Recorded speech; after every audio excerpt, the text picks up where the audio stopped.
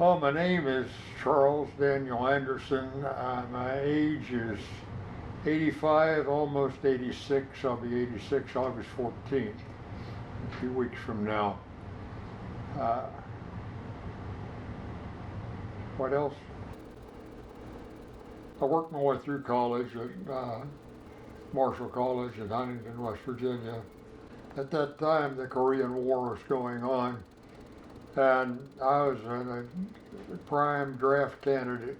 I was given a choice of enlisting for 4 years or being drafted for two. My roommate from college was in the mountains of Korea carrying an M1. I didn't want to do that, so I joined the Navy and went to officer candidate school, became a officer in the Navy, and did a basic course in aviation and navigation, and was shipped off to a naval station, Argentia, Newfoundland.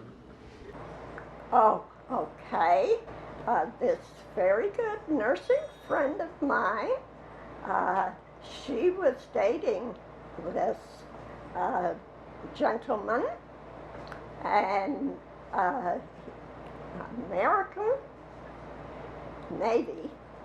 So she asked me that if I would go to her home with her and meet a friend of his. So I did that, and that's where it began. I had the opportunity to go on a blind date, and I decided that I'd do it. And in the process, why I met this cute little blonde lady, and decided I had to marry her. So We started dating there, and I think that we had about 6 months before we got married. we got married the 29th of December 1959. For her goods to be shipped to our new duty station, why we had to get married before my orders were executed. So we got married on the 29th of December, and took her down to visit my family who had moved into Ripley at that time. Had to be a cultural shock for my wife. Uh, she left the people and the language and their way of life of Newfoundland, Canada, and was immersed into a group, into a country and people that didn't speak her language and didn't. Is a completely different way of life, and so It was very good. It was, we started off so good because we were transferred to Spain right after we were married, and it was 3 years of honeymoon in Spain. That was the greatest part. that was probably the best 4 years of our marriage. It was an excellent time. Well, I mean, his relationship with my mom has taught me a lot about it because I was, they always say what I learned about women came from other men who didn't know anything about women, but he was very dedicated, very, kept his promises, always dedicated to the relationship.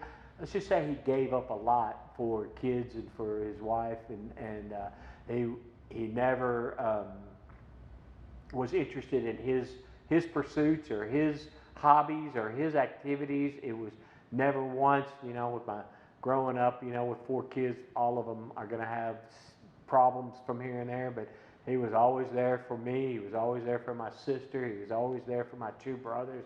And I mean, whether you broke down in the middle of the night across town, and he always had the resources and the know-how and, dependability, number one, dependability. Coming out of Spain, why we left with just my wife and I, and we came out with my wife and Mark and Jeanette. Babe's Mark and Jeanette were both born at the Naval Air Station Hospital, and so they had their initial time in Spain. So my main employment has been in aviation, in the Navy, and also flying for a commercial carrier. And I was exposed to that at a very early age. My dad, he was in the Navy. I was born on Naval Air Station, Rota, Spain, and then we moved to Corpus Christi. So I was always around aviation at a very, very young age. And he went to work for NASA, and he had interaction with astronauts and the Space Center, and that all just was impressive to me, and it formed my desire to go into aviation. Once I saw that, I really didn't want to be anything but a pilot. We came up to Houston and bought this house.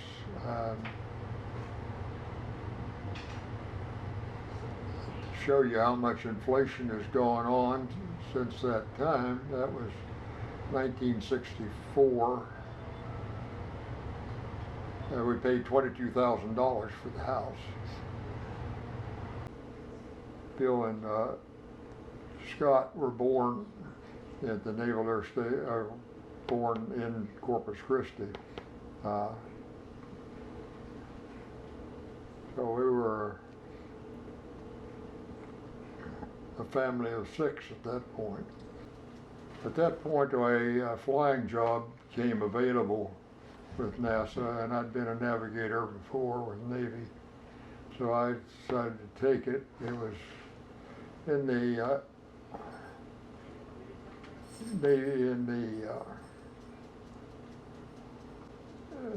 B-57F, 122 foot of wingspan, built for one primary purpose, and that was to go very high, and we did.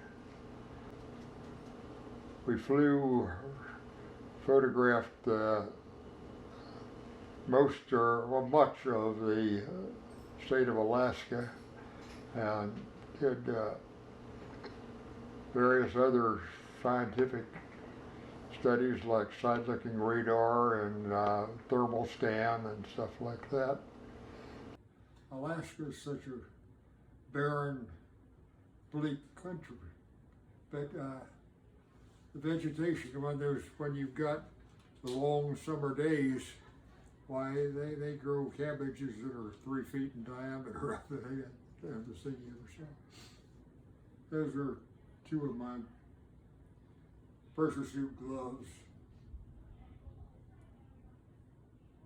It's hard to operate instruments. It's sort of like having a leather work glove on your hand and trying to operate sensitive instruments. Rigging.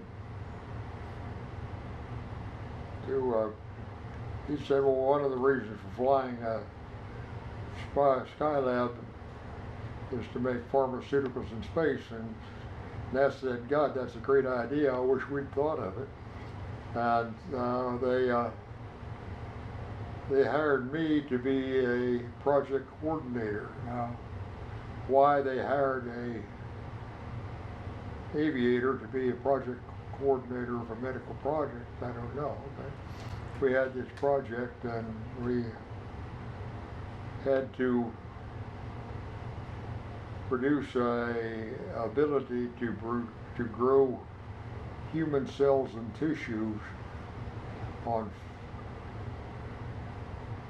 the shuttle, and we did it. came up with a brand new concept of a rotary cell culture system. We tried a lot of other different methods that didn't work, and one day Bill Bowie, one of my lab techs, they said, "Boss, you ought to take a look at this thing."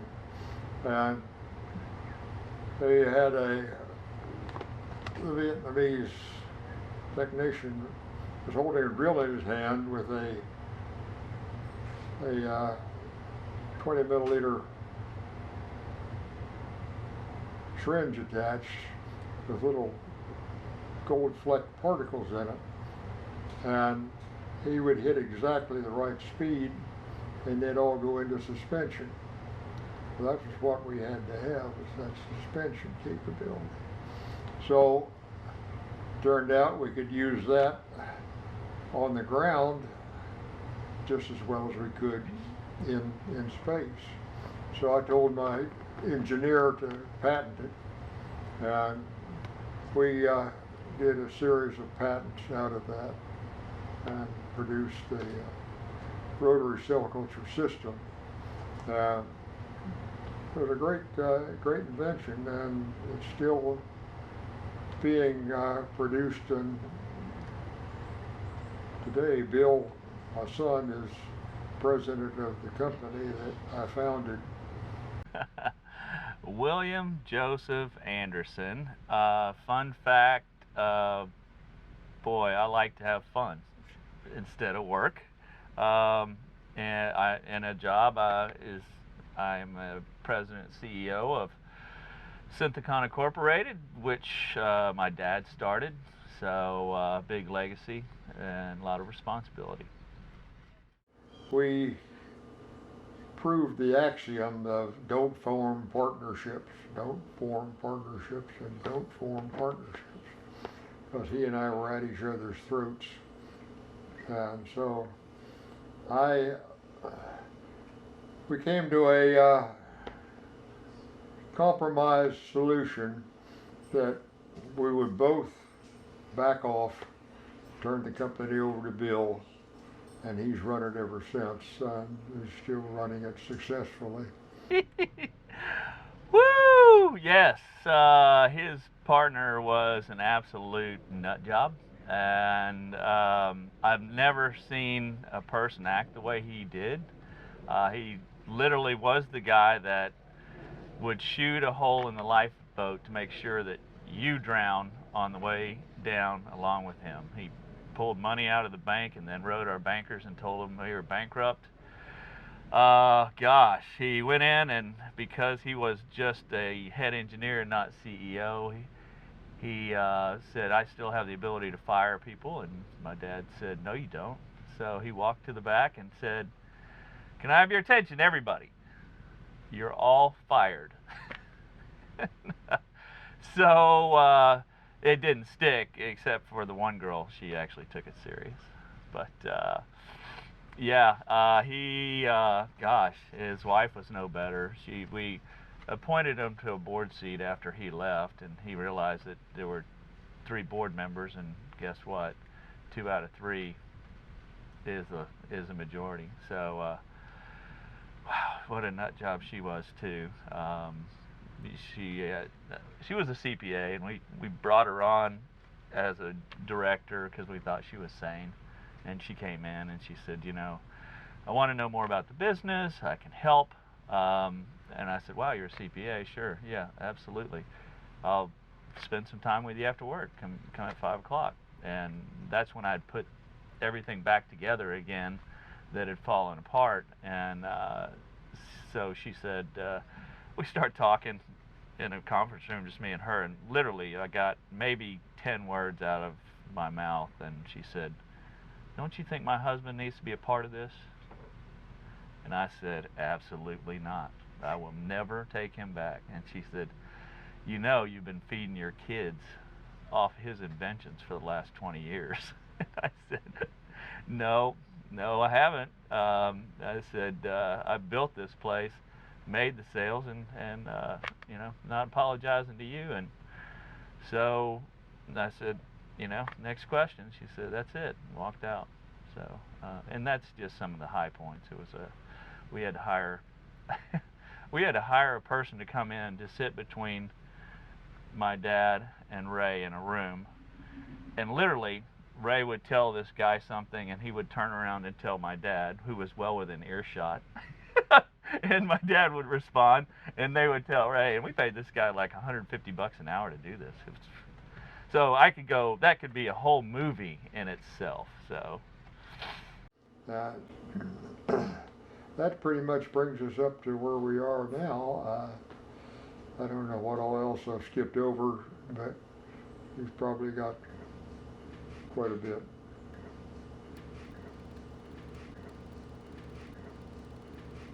If I was giving out one single bit of advice to anybody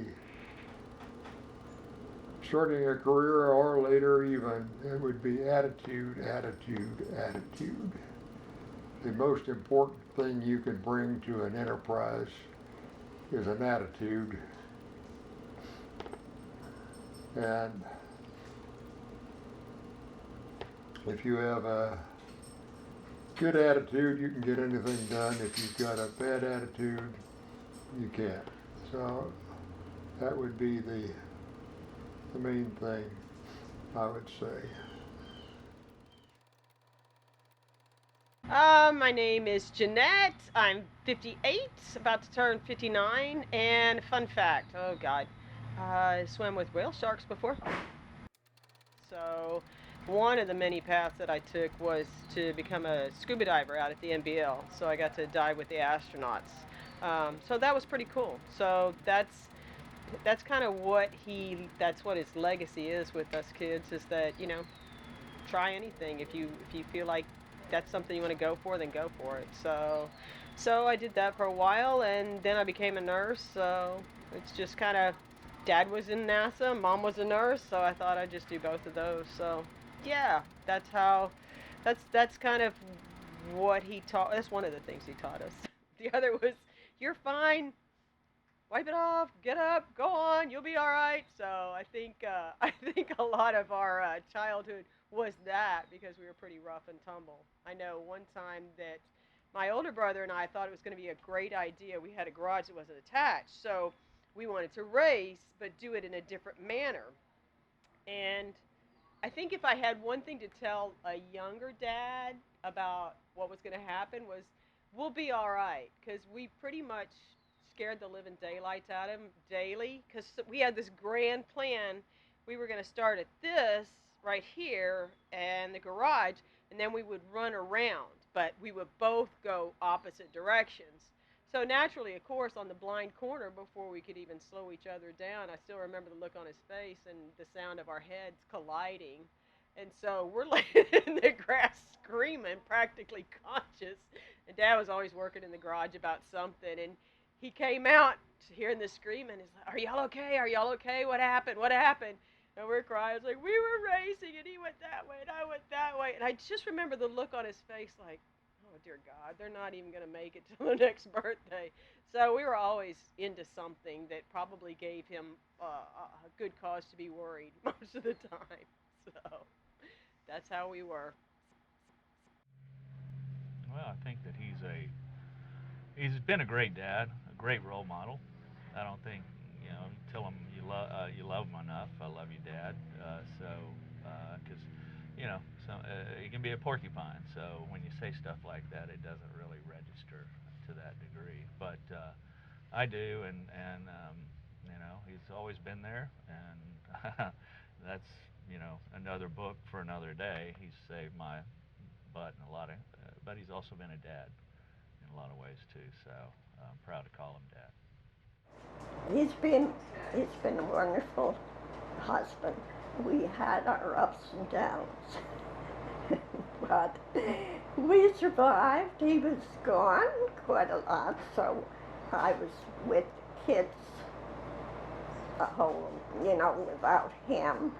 But they survived. Pretty good children. Pretty good children. Because we kept them in line. that's,